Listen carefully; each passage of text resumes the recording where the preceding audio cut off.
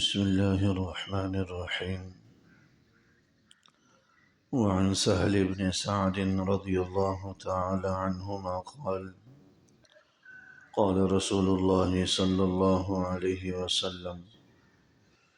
لو كانت الدنيا تعدل عند الله جناح بعوضة ما سقى كافرا منها شربة. حضرت سہل بن سعد رضی اللہ تعالی عنہ حضور نبی اکرم صلی اللہ علیہ وسلم کا ارشاد گرامی نقل فرماتے ہیں: لو كانت الدنيا تعدل عند الله جناح بعوضة، اگر اللہ جل شانہ کے نزدیک دنیا کی وقعت اور دنیا کی حیثیت ایک مچھر کے پر کے برابر بھی ہوتی، ما سقى كافرا منها شربة، تو کافر کو ایک گھونٹ پانی بھی نہ ملتا، ایک گھونٹ پانی بھی نصیب نہ ہوتا۔ اگر دنیا کی وقعت، دنیا کی حیثیت یا دنیا کی قدر و منزلت، دنیا کی قدر و قیمت اللہ کے نزدیک مچھر کے پر کے برابر بھی ہوتی، خود مچھر ایک بے حیثیت کیڑا ہے جو مسل دیا جاتا ہے، مار دیا جاتا ہے، نفرت کی جاتی ہے،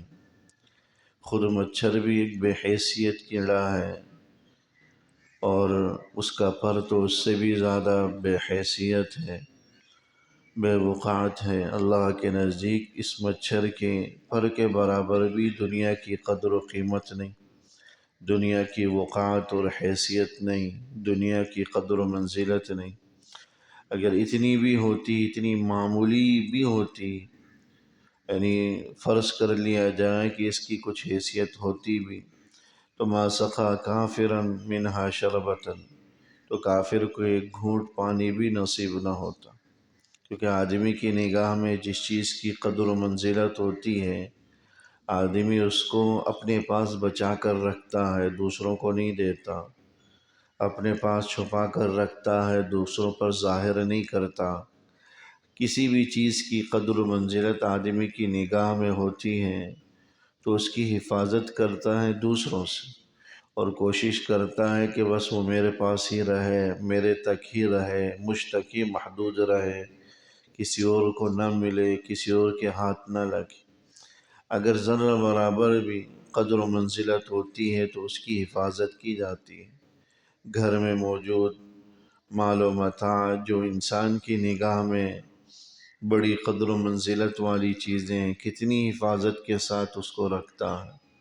اپنے مال و متاع کی حفاظت کے لیے سیکیورٹی گارڈ بھی رکھتا ہے، چوکیدار رکھتا ہے، طرح طرح کے جو ہے وہ الماریوں میں تالے لگا کر محفوظ رکھتا ہے، کیونکہ مال و متاع کی انسان کی نگاہ میں قدر و منزلت ہے، قدر و قیمت ہے، لہذا کوشش کرتا ہے کہ اس کی حفاظت ہو، کسی اور کے ہاتھ نہ لگے۔ یہی بات اللہ کے نزدیک دنیا کی ہے۔ اگر دنیا کی حیثیت تھوڑی سی بھی ہوتی تو اللہ بھی دوسروں سے اس کو محفوظ رکھتے، دوسروں کے ہاتھ نہ لگنے دیتے، دوسروں کے ہاتھ نہ لگنے دیتے، بلکہ اللہ ہی کے پاس اس کا وجود ہوتا۔ تو اللہ جل شانہ کی نزدیک اگر اس دنیا کی ذرہ برابر بھی قدر و وقعت ہوتی، حیثیت ہوتی، تو پھر کسی کو کچھ بھی نہ ملتا، نہ ایمان والے کو، نہ کافر کو، اور کافر کو تو ایک گھونٹ پانی بھی نہ ملتا، کیونکہ وہ تو اللہ کا نافرمان ہے۔ چلو ایمان والا ہے تو ایمان والا ہونے کے ناطے اس کو اس کے جو ہے ایمان کی وجہ سے اللہ کچھ اس پر احساناً کچھ اس کو دے دے، لیکن کافر جو اللہ کا منکر ہے تو وہ تو ایک قطرہ پانی کا بھی حقدار نہ ہوتا، ایک گھونٹ پانی کا بھی حقدار نہ ہوتا۔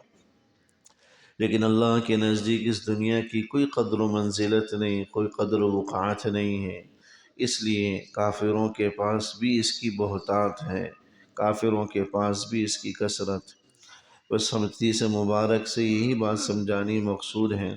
کہ اللہ کے نزدیک اس دنیا کی حیثیت مچھر کے پر سے بھی گری ہوئی ہے، گئی گزری ہے، اتنی بھی اس کی حیثیت نہیں ہے۔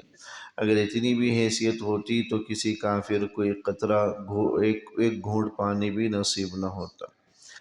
بعض حدیث مبارکہ کے اندر یہ بات بھی بتلائی گئی ہے کہ اللہ تعالیٰ دنیا اسی کو دیتا ہے جو دنیا کا ہی مستحق ہوتا ہے،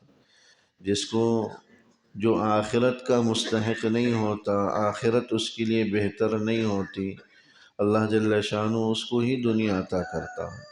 جس کے حق میں اللہ آخرت کو بہتر سمجھتا ہے اس کو دنیا سے محروم رکھتا ہے،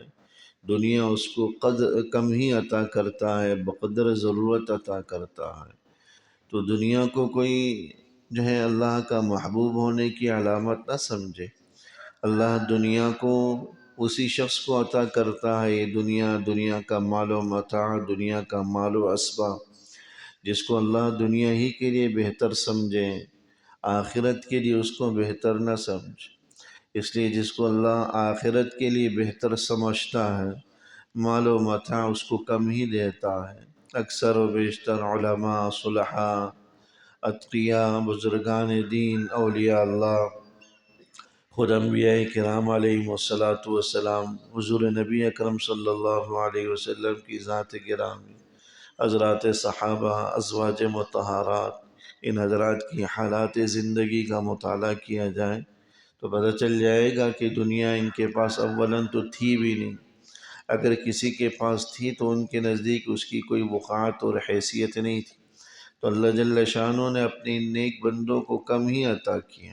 کیونکہ دنیا اسی کو ملتی ہے جس کو اللہ دنیا کے لیے ہی بہتر سمجھتے ہوں، جس کو اللہ آخرت کے لیے بہتر سمجھتا ہے، دنیا میں سے بقدر کفاف، بقدر ضرورت ہی اس کو عطا کرتا ہے، اس سے زیادہ عطا نہیں کرتا۔ ایک طرح سے یہ دنیا کا مال و متاع ہمارے آخرت کا حصہ ہوتا ہے، جو دنیا میں ہی ہمیں پیشگی دے دیا جاتا ہے، یعنی آخرت میں ملنے والی نعمتوں کا کچھ حصہ ہمیں اس مال و متاع کی شکل میں دنیا میں دے دیا جاتا ہے، اور پھر آخرت میں وہ حصہ ہمیں پھر نہیں ملتا۔ اس لیے بعض روایات سے پتہ چلتا ہے آخرت میں جب نعمتیں دیکھے گا اور پھر کچھ نعمتیں اسے نہیں ملیں گی تو وہ یہی آرزو کرے گا کہ کاش دنیا میں مجھے کچھ مال و متاع ملا ہی نہ ہوتا، سب آخرت میں ہی ذخیرہ ہو جاتا، آخرت میں ہی مجھے عطا ہوتا۔ اس لیے دنیا کے مال و متاع اور اسباب کو اپنا نہ کوئی کمال سمجھے اور نہ ہی اللہ کا محبوب ہونے کی علامت سمجھے، بلکہ یہ سمجھے کہ اللہ نے ایک بے حیثیت چیز آپ کو عطا کی ہے، اللہ کے نزدیک اس کی کوئی قدر و منزلت نہیں، بلکہ اللہ نے آپ کو بھی دنیا ہی کے لیے بہتر سمجھا جبھی یہ چیز عطا کی۔ اگر آخرت کے لیے بہتر سمجھا جاتا تو پھر جو ہے وہ دنیا اتنی عطا نہ ہوتی، بقدر ضرورت عطا ہوتی۔ اللہ یہ کہ جن کو اللہ مال و متاع دیں اور وہ مال و متاع کو اللہ کی دین کی نشر و اشاعت کے کاموں میں استعمال کریں، اور ضرورت مندوں کے ساتھ، فقراء کے ساتھ، اور جو ہے دیگر حاجت مندوں کے ساتھ مدد معاونت کا سلسلہ رکھیں، مال کے حقوق ادا کرتے رہیں، صدقہ و خیرات کا اہتمام کرتے رہیں، تو امید ہے کہ ایسے شخص کے لیے وہ مال وبال نہیں ہوگا، بلے کتنا ہی دیندار کیوں نہ ہو۔ حضرت عبد الرحمن ابن عوف رضی اللہ تعالیٰ عنہ کتنے بڑے جلیل القدر صحابی ہیں، حضور علیہ السلام نے انہیں دنیا میں ہی جنت کی بشارت دنیا میں ہی دے رکھی تھی، لیکن مال و دولت بہت زیادہ تھا۔ ان کے انتقال کے بعد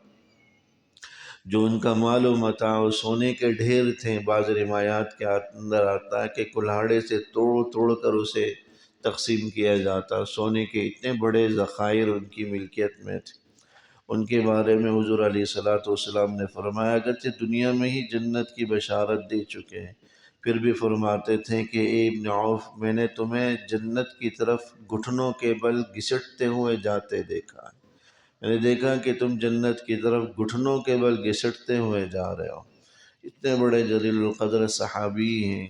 اور دنیا میں ہی جنت کی بشارت ملی ہے، لیکن وہ بھی مشقت کے ساتھ جا رہے ہیں۔ تو جتنا دنیا کے اندر بار ہوگا مال و متاع کا،